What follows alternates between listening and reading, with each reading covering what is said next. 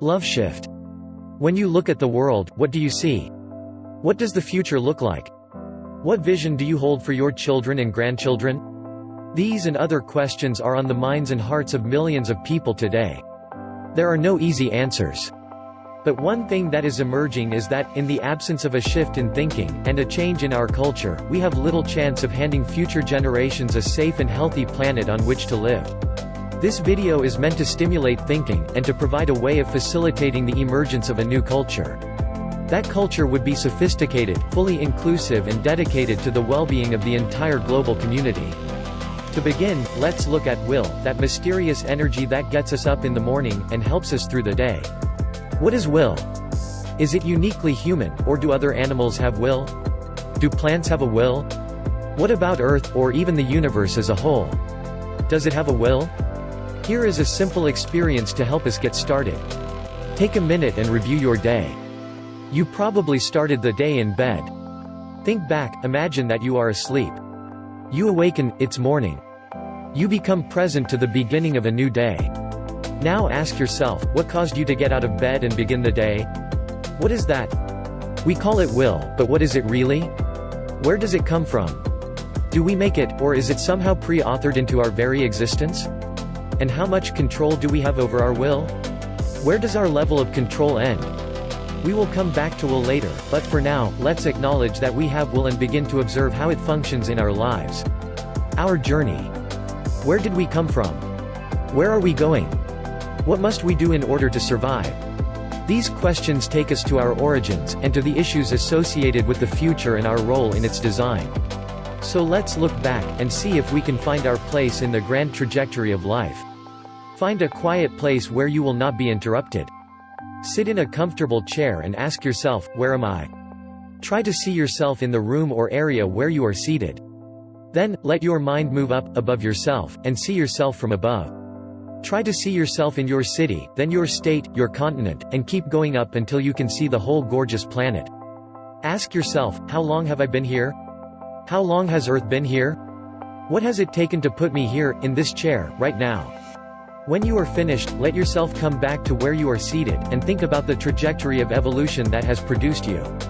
The scientists say our universe is 13.7 billion years old, and Earth is over 4 billion years old. Where were you all that time? What keeps the system going? Does it have a will? Did you inherit your will from that system? And, if so, can you sense your connection to the life process? This video makes, as a first hypothesis, that each of us is authored by this context, and that, if we can learn to see differently, we can emerge a new, more successful culture. A second hypothesis is that the universe itself is alive and has culture, a culture of meaning, evolution, life, consciousness and love. The final hypothesis of this video is that the entire system is perfectly integrated at all levels and, therefore, that every atom, every thought, every action matters and contributes significantly to the condition and future of everything else. Love. Now there is a word we are all familiar with. Let's look at it with openness. What is love? Where does it come from? To experience love, and explore this mysterious energy, let's do another meditation. Think back to an experience when you felt totally loved. What were the circumstances? Why did you feel loved? Who loved you? How did you feel? Now, with that experience in mind, let's look deeper into love. Do we create it, or does it pre-exist our personal lives? Is it exclusive to humans, or perhaps general to the whole living system? Are we sophisticated regarding love, or immature and irresponsible? If love is an essential functionality for life, then we would be wise to understand it, and do whatever we could to raise our capacity to love in every situation. With that in mind, let's look at two energies that relate to love: resistance, and inclusiveness. Let's take resistance first. Resistance is a very immediate experience, we can validate it for ourselves. Someone disappoints us, is rude, whatever. Any objection we have is a form of resistance. So, again, let's work with this energy in meditation. Think of a moment during the day, this day, when you felt resistance, where you did not get what you wanted. What happened? How did you feel? And how did the resistance affect your ability to see?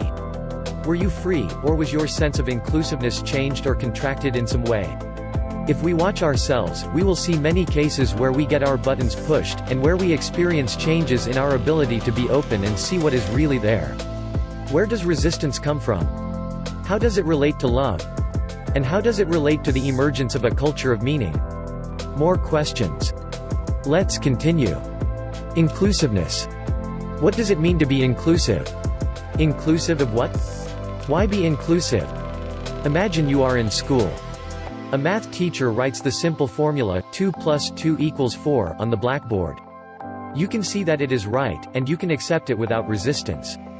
You might be able to have a dual response to the expression, and say to yourself, right. Now, imagine that the teacher wrote this expression, 2 + 2 = 5. The first reaction is wrong. Can you shift this reaction and accept the statement as it is, and respond right instead? Can you say wrong, right? This little meditation is a quick way to experience inclusiveness. It is a hypothesis of this video that being inclusive is required for real thinking to occur. In order to love, we need to see resistance as a gift, and to learn from it. If we do, we can become as wise as the system that produced us. If we do not, we have little chance for emerging a more successful culture and a loving global community. Moment in time.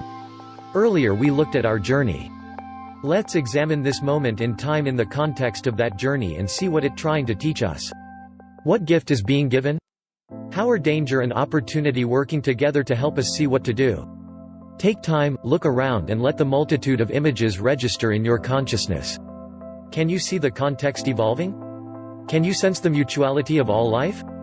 It takes a special awareness to see this. The whole system is interconnected, and is emerging the next instant out of what just happened in each living moment before. What does this have to do with culture, and the future of life on Earth?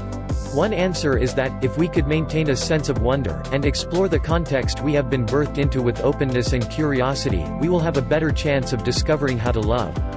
So how are we doing, globally, at thinking and seeing like this? How much of our culture is oriented to this endeavor? In the rest of this video, we will propose the importance of the emergence of a new culture which has, at its center, the value of culture itself. In addition, later, we will suggest that action is required for cultural change to occur. Change. The word change comes from the Latin root, cambere, which means to exchange. We think of change meaning modification. But the word really means to give up one thing in order to get another. Let's look into this further. Think of a time when you exchanged one thing for another. Was it returning something at a store, changing your address, or even getting married?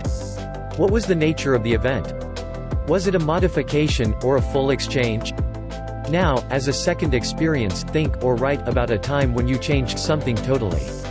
No modification, or partial, or sort of change, but a total shift. What happened? What made it total? How did it work out? How did you feel about what happened?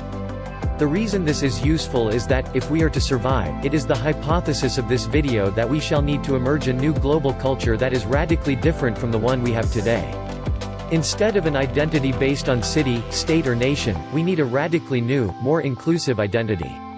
We need global patriotism. Instead of a culture based on power, money and control, we need a new culture based on cooperation, consciousness and love. We each can change our address, or last name, or personal life in some way. But what about the whole of humanity? How is that going to change? If it is difficult to change our patterns of behavior on a personal level, wouldn't it be virtually impossible to do this in the collective? Let's look at this question. How we answer it may have deep implications for the success of entire human enterprise. The human. In 356 BC, Aristotle said, "The true nature of anything is the highest it can become." What is our highest nature? This may be the most relevant question of our time. Let's look into it now. Think back over your life. Your family, career, maybe sports, the raising of your children, or your education. When have you functioned at your highest? Highest relative to what? What made the experience special? Is highest the most money? What makes something higher than something else? One way to work with this idea is to look at the word relevant. To know what is highest, or higher, we need, first, to answer the question of relevance. Relevant to what? The word relevance comes from the same root as the word relief, which means to raise up, as in a relief map. We say, when the news is good, what a relief. So perhaps we need to keep in mind that, when we are called to discover our highest nature, that we shall also need to know what it is that we are designed to become. We need to keep in mind, highest relative to what? Collective mysticism. It has been said that journey of discovery is not about seeing new landscapes but about having new eyes? New eyes meaning what? How do we gain perspective? Can we do this in isolation, or do we need each other? How do we raise our capacity to love? Enter the power of the collective. We are an emerging, multi-form energy event, a community. We are one. What is fortunate is that, in the collective, there resides a powerful force which can be used for the benefit of all life. What is this force? Think over your life, and try to remember times when circumstances moved as a whole. Some examples might be the ending of the Cold War, the phenomenon of Cabbage Patch Kids, the Holocaust, or use of cell phones. Can you think of others? When we see how things change at a macro level, the promise of collective mysticism becomes apparent. We do not have to get 7 billion people to change their thinking and functioning in isolation. We can move together and experience a global mind shift. And, what is provided by this moment is the energy to make this possible. Conversation. Eleanor Roosevelt once wrote, "Either we are going to die together, or we are going to live together. And if we are going to live together, we have to talk." Talk about what? Why? How we answer these questions is determinative in the emergence of a new culture. Here's why. This moment in time is so new, so unprecedented, that we need each other to discover how to proceed. Like astronomers seeking to maximize the light they gather in their mirrors, we need as much insight as possible to make good decisions in this uncharted territory. But, to continue the analogy, the astronomers have stopped building bigger mirrors, and have turned to designing arrays of smaller ones, sharing information based on what is called an algorithm. Could we be creating a human array with the internet? What is the role of face-to-face conversations? And, perhaps most important, what is our algorithm? Identity. The psychologists and sociologists have taught us much about identity. They say we have identity crises. That we identify with this or that, a university, city, sports team, nation or ethnicity. Let's look into identity. Here is another brief meditation. Ask yourself, what do you identify with? Take out a piece of paper and make a list. What are the beliefs, values and ideas that lie beneath those identifications? How do they constitute your worldview? How do they influence our perceptions, actions and the outcomes of our life choices? How do our identifications contribute to our personal culture? The culture of our family, job or hobby? What would be the highest identity for each of us as individuals and as a global community? What would it take for us to emerge a global culture committed to life? What is identity? Distributed functionality. Our society is comprised of individuals. We the people. So one question we should address is whether our society, and its culture, can outperform the culture of its individuals. Yes, there is synergy in the collective.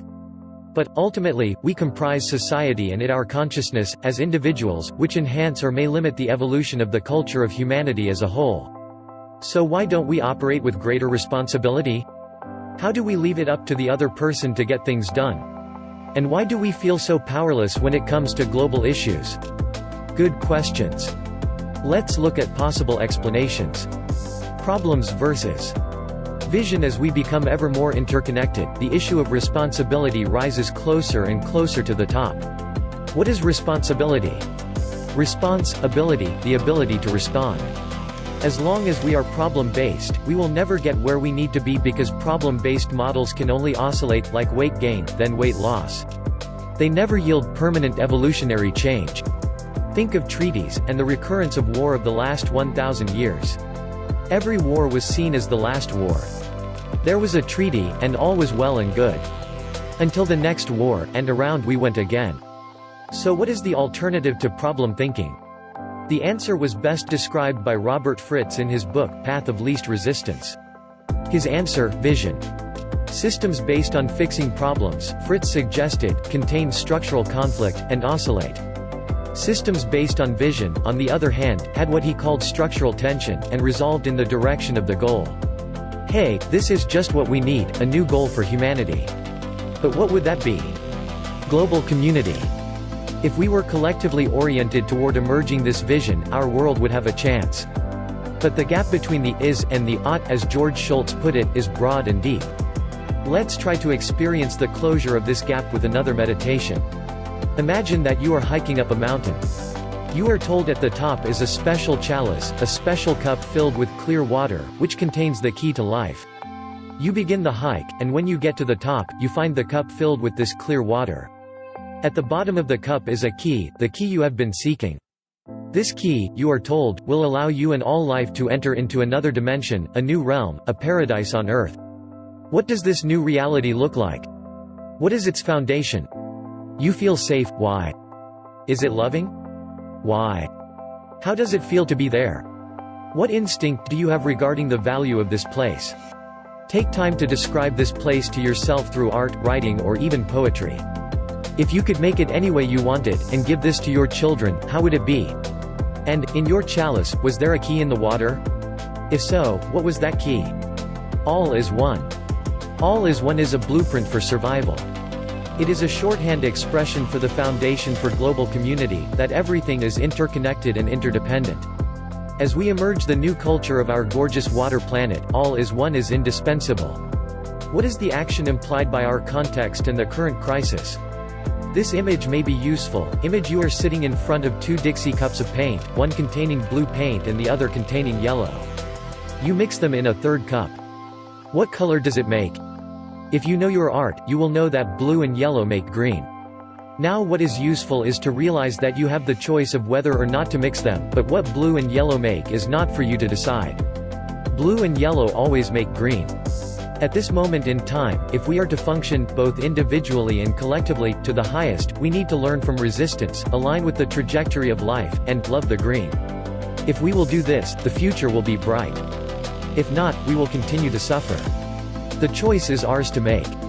What must we do to be effective agents for the conscious evolution of culture? What must we do to survive? Harry Rathbun wrote, in his wonderful book, Guide to Fulfillment, that our problem is ignorance. Now there is a statement you don't read every day. Let's look into the word ignorance further. If you look up the verb to ignore, it means to disregard. Dis meaning not, re meaning again and again, and garde, from the French, meaning to ward off evil. So ignorance is the state of regularly, in an ongoing way, not doing something. What would that something be? From part 1 of this video, the hypothesis was made that that something has to do with will, resistance, identity and change. Now, it is time to look into culture. Change made at the cultural level has the quality of continuity. It is lasting. It can be passed on to future generations. It is vision-based, and it works at the root cause level. And it outlasts the participants of the society that emerges it. This video has presented a number of hypotheses, to be examined with openness and honesty, in the spirit of the scientific method. So what about culture? How shall we look into it? What exactly is culture anyway? How does it relate to our beliefs, values and ideas? How does it relate to identity? And how does it affect our ability to see reality and do what is right? The primary hypothesis of this video is that all is one. The second hypothesis is that everything matters. With regard to culture, we can now make this statement. In order for us to survive, we need to consciously and continuously make the quality of our culture a superordinate value within our society. To do this, we need to think, talk and act with integrity for the benefit of all life. Our new culture needs to be founded on the vision that love is the prevailing human function. To emerge this culture is our highest human endeavor. To emerge this culture, we need to talk. The evolution of culture is the action we need to take in order to survive. Action is critical to the evolution of our new culture. Without it, we don't have a chance. But what exactly is the right action? Who has enough power to make change happen? And how can any one of us make a difference? On the surface, it might seem individuals don't have enough power to make a difference. What can one person do when the problems are so great? Let government, or church, or the universities handle it. Right? Here is the truth about change, and it is good news indeed. Our system, the universe we have been birthed into, is so wonderfully designed that every action matters. Each of has tremendous power and influence. Each of our actions significantly affect the entire living whole. If you don't believe this, try to extract a single second from the past. Try to remove one atom from the universe and discard it. Or try to undo a single event that has already happened. It can't be done. Similarly, each word, each step, each moment has profound influence on the future of everything. We are perfected agents. We are power incarnate.